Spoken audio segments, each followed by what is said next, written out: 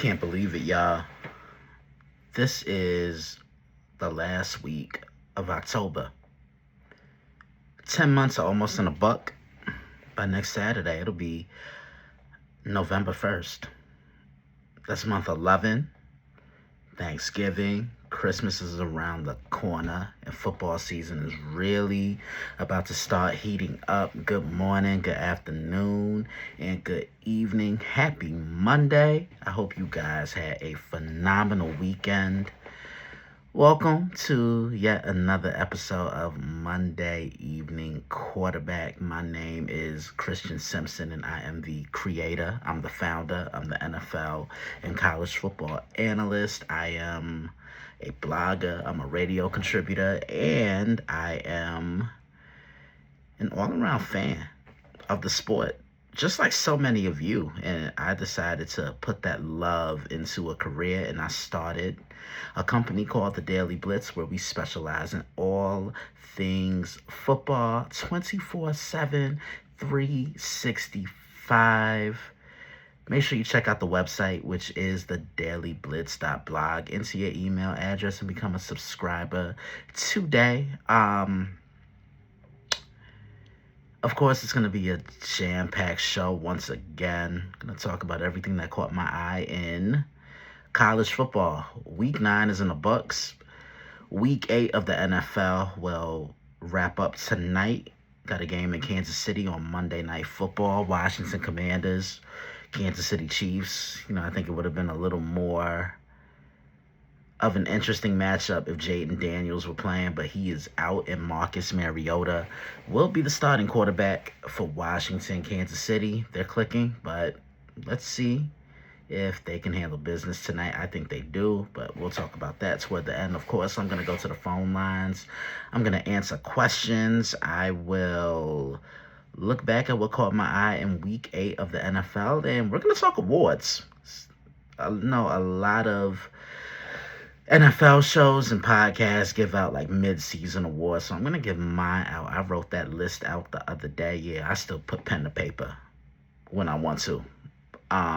And then I'm going to end the show. I'm going to promote everything, but if you have been watching and following along from the get-go, as always, thank you so very much for your continued support. I hope you're doing well. And if this is your first time and you were referred to me, 1, thank you for taking the referral. 2, thank you to whomever referred you to me. And lastly, I hope you can sit back, relax, and enjoy this brand new episode of Monday Evening Quarterback. To keep up with us, make sure you like, share, and subscribe to the podcast. We are on Spotify, YouTube, Twitch, the Nerdport Network, and TikTok. So the more, the better. I'm just trying to take it all over. With that being said, let's dive right in. Week 9, college football. What a weekend it was. The SEC was on full display. When isn't it? The number 1 team in the nation had a bye week, but they come back next week for a game against the Penn State Nittany Lions. Sorry, I stumbled on that. Just kind of looking back at everything. Texas Tech, this was their first game playing since being upset at the hands of Arizona State last week. They play Oklahoma State, who's been god-awful this year. I don't think they've won a conference game, and I think they've only won 1 game, if I'm not mistaken. I'm going to talk about Texas and Mississippi State because Starkville is such a tough place to play, and it was an interesting game by far in between Texas and Mississippi State. We had an upset in Seattle. Washington defeated the Illinois Fighting Illini, who were ranked 23rd in the nation. The Paul Bunyan Trophy was up for grabs. Michigan State, under the lights. Texas A&M went into Death Valley to play the LSU Tigers, and I thought this was a must-win game for LSU. As I'm watching that game on Saturday. Why don't we start there? Yeah, why not? I had put something on the site last week writing about the Texas A&M Aggies. I tend to do that from time to time, like teams that catch my eye, who I'm impressed with, who I give my thoughts. I talk about what they do well, and yeah, just kind of go from there. Texas A&M. So really, there are 4 teams that stand out to me in the SEC this year. Alabama, who we'll get into. Georgia, who I'll discuss a little bit more. They were on their bye week this week. Vanderbilt, of course, I'm going to talk about them because they won a gritty game on Saturday. And Texas A&M. Texas A&M is off to their best start since 1994. What the Aggies are doing this year is what the program thought they would do under Jimbo Fisher. And, they're paying Jimbo Fisher not to coach. Mike Elko's come in. He's added leadership. I really like Marcel Reed. I think he's one of the more underrated quarterbacks in the country. He's a dual threat quarterback that can beat you with both his arm and his legs. Excuse me. And defensively, this team has been phenomenal, especially on third down. They have done it from a historic rate, the third down efficiency. After this game on Saturday, Texas A&M has only allowed 4 total third down conversions. Do you know how strong you have to be on that down? And, I always say third down in football is the money down. It's you keeping your offense on the field, keeping the opposing team's defense on the sideline, keeping the other teams, keeping your defense keeping your defense. All right, let me start that over. Here's why third down is so important. 1, from the offensive perspective, you move the chains. You keep the opposition's offense on the sideline. You keep your defense off the field, and then you keep the opposing team's defense on the field. Whereas now, from the defensive perspective, you make a stop on third down, you got the ball back to your offense, so you did your job as a defense. And Texas A&M has been historically good on third down defense this year. Going into Death Valley to play LSU. This was the Saturday night game on ABC, and Texas A&M is just leaps and bounds better than LSU. I thought LSU turned that page. I was high on them coming into the year. Garrett Nussmeier was my pick to win Heisman, but he's really struggled, and it just seems like LSU hasn't found themselves, or they haven't regrouped well since that loss to Ole Miss, another team we're going to get into. Texas A&M dominated this game, 49-25. Marcel Reed was 12 of 21 for 202 yards, with 202 yards passing, 2 touchdowns, and he threw 2 interceptions. Marcel Reed was also your leading rusher, which I'm not happy about. 13 carries, 108 yards, and 2 touchdowns. On the LSU side, couldn't really get much of anything going. Garrett Nussmeier, 22 of 35, 168 yards, 1 touchdown. Harlem Berry, shout out Harlem, 9 carries, 59 yards, and 1 touchdown. This Texas A&M offense, they can beat you in so many ways. They can slow games down, and they can speed games up.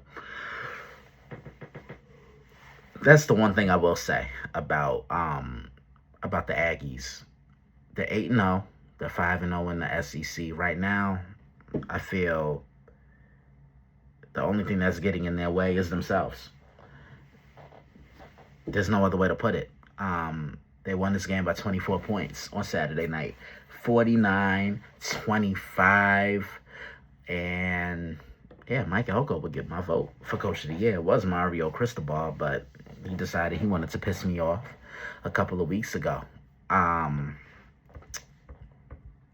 Sticking with the SEC, I want to talk about who I think is the best team in the SEC right now, and that's the Alabama Crimson Tide. This game against South Carolina on Saturday had Shrap written all over it.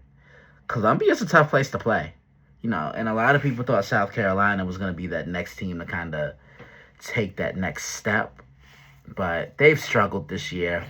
Injuries haven't helped. But the one thing I will say is the great teams find ways to win football games, whether it's a blowout, whether it's a shootout, or whether it's a closely contested game.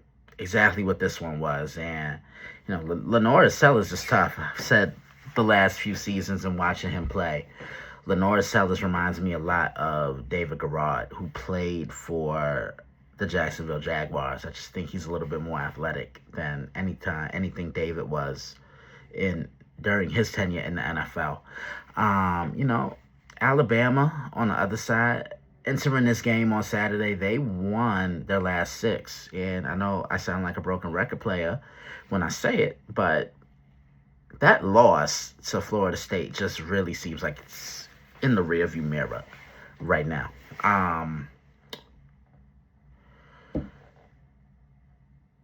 I got to give South Carolina credit.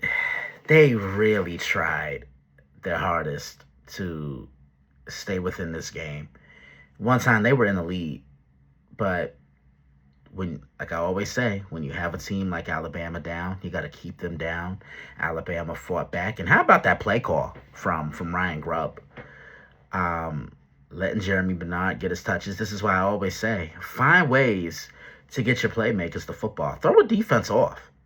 There was no way in hell South Carolina saw that coming. Alabama leaves South Carolina with a 29-22 win. Ty Simpson, 24-43. 253 yards passing and 2 touchdowns. Jam Miller really didn't get it going. Rushing-wise, only 10 carries, 26 yards. And Daniel Hill was the leading receiver. 4 receptions, 76 yards. Whereas on the South Carolina side, LaNorris Sellers, 18-32, 222 yards passing, and 1 touchdown, 1 interception. And LaNorris was also your leading rusher. 18 carries, 67 yards. And Nick Harbor was your leading receiver. 1 reception, 54 yards, and he caught the lone touchdown pass from LaNorris. Alabama continues to roll. I think this team can compete for a championship. Not just a conference championship, but I think a natty. I think they're that good. I think everybody kind of wrote Kalen DeBoer off when they struggled last year. But remember, it was the guy's first season, and you have to get acclimated in the SEC. The SEC ain't for the weak. Either you're going to make it or you're not. And Kalen just seems so settled now that it's extremely impressive at this point. Alabama's 7-1, and they're 5-0 in conference play, which makes it even more impressive. Alabama leaves South Carolina with a 29-22 victory.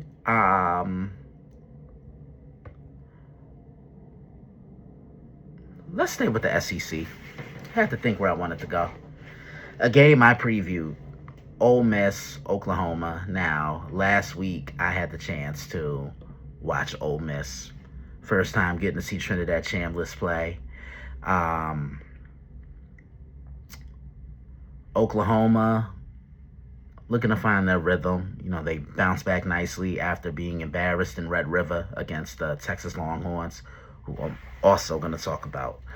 Um, I thought this was going to be the best defense that Ole Miss will have seen all year long. No disrespect to Georgia, they're good, but they're not on the level, I think, of Oklahoma's defense. And, I think Oklahoma also has the best defense in the SEC.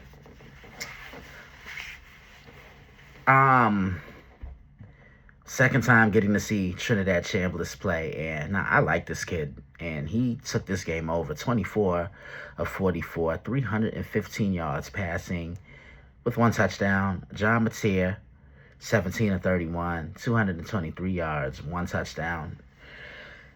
Ole Miss set the tone of this game in the trenches. And that's where football games are won. Who can dominate the trenches on both sides of the football? And I thought that was a major key for Ole Miss in this game. And they did just that, especially the defense, really not allowing John Mateer to do much of anything.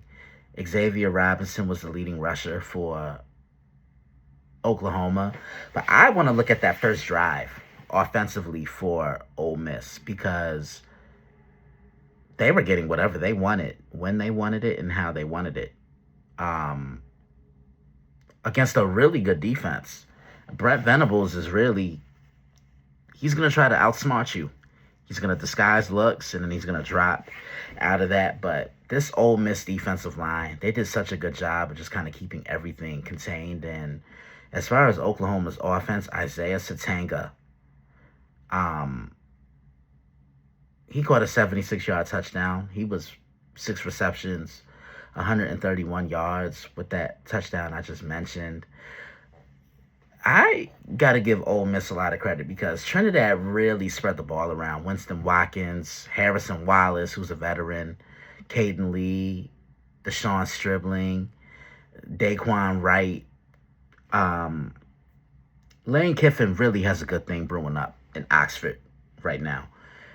Ole Miss left Norman with a win on Saturday, 34-26. Yeah, Oklahoma won the third quarter, but Ole Miss shut down Oklahoma in the fourth quarter when it mattered most. This is a big win for Ole Miss right now. Oklahoma, they're 6-2. Playoffs may seem a little bleak right now, but we knew they were entering the tough part of their schedule, and they have another tough game against Tennessee in Knoxville next weekend. That'll be a really important game. Another big game in the SEC this week was Missouri and Vanderbilt. That's where game day was. Believe it or not, both these teams are a lot more similar than I think people realize. They both have dual threat quarterbacks in Bo Pribula and Diego Pavia. They both want to run the football. They both play stingy defense. So this was as evenly matched of a football game that I think you'll see all year long in the country. See, a lot of people may not have enjoyed this game, but I definitely did, because it was a defensive showdown. I'm a former defensive player myself, and 20 points weren't even 20 total points were scored, 27 at that, but no team even reached 20 points. For most of the game, at the half, both teams had only kicked field goals. Both teams also kind of had a tough time taking care of the ball. Like, Diego even threw an interception. Bo Pribula lost a fumble, and he unfortunately got hurt in this game. He left the game in an air cast, so I'm thinking he probably broke something. But, I wish my best. Give him my best wishes and a speedy recovery. Matt Zollers came in, true freshman, and he didn't do bad. 14-23, 138 yards and one touchdown. And Ahmad Hardy, 20 carries, 97 yards. Held under 100, but he averaged close to 5 yards a carry.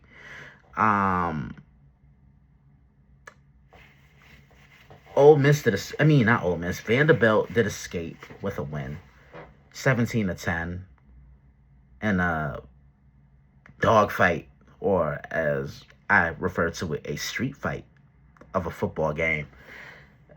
If Vandy continues to roll, they're probably, having I don't want to say a tough game, but they have an interesting game coming up on Saturday next week against the Texas Longhorns, and that's exactly where I want to go next. Look, I'll just come right out and say I have not been happy with anything that the Texas Longhorns have done this year. They have severely underachieved, and quite frankly, they pissed me off too.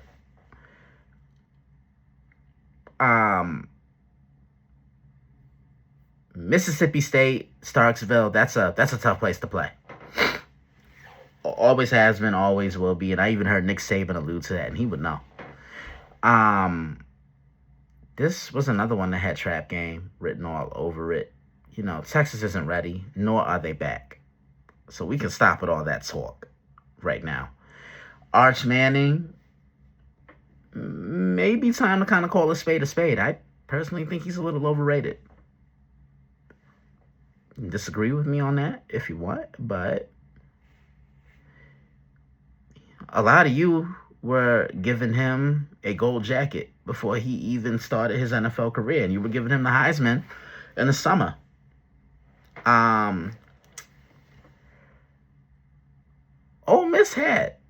Mississippi State had Texas down in this game, but I do have to give Texas credit. They did fight back, and they did come back to win this game, 45-38. The only time I've seen Texas dominate this year is when they punched Oklahoma in the mouth. Arch Manning was 29-46, 346 yards passing, 3 touchdowns, and 1 interception. And the guy who I've been calling on Texas to get involved a little bit more in this offense, Quintravian Wisner, 12 carries, 41 yards. That's not going to cut it. Ryan Wingo, what a game. 5 receptions, 184 yards.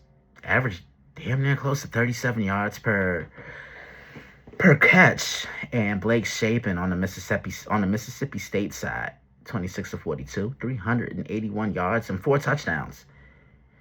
Can't ask a guy to play any better. Devon Booth, 24 carries, 99 yards.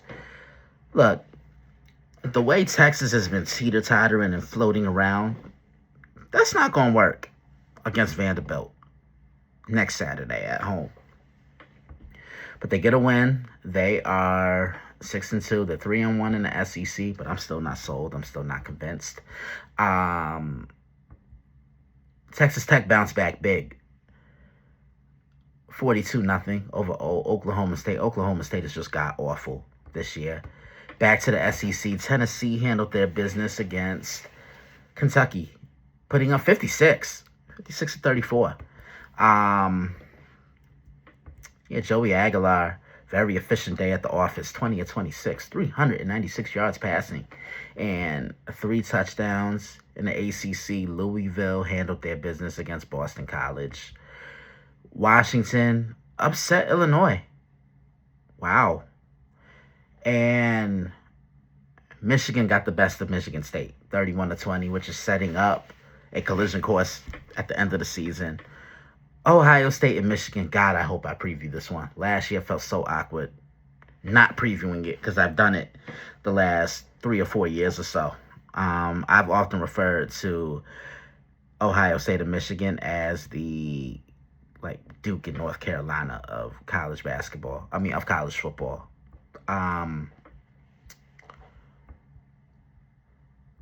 So I was talking with Ronnie the other day, and he asked me a question about, is Indiana better than Ohio State? I think they're the biggest threat to Ohio State, and that's setting up another good, solid collision course. We could get Indiana, Ohio State in the Big Ten Conference title game that first Saturday in December.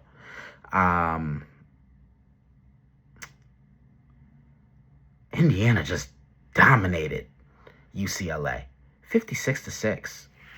Fernando Mendoza, 15 to 22, 168 yards passing, 3 touchdowns, and he did throw an interception.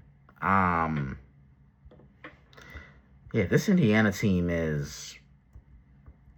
fun to watch. I mean, considering what they did last year, I think they're better this year than what they were last season. And Fernando Mendoza right now is in the driver's seat for a lot of people to take home the Heisman. Right now, I think it's a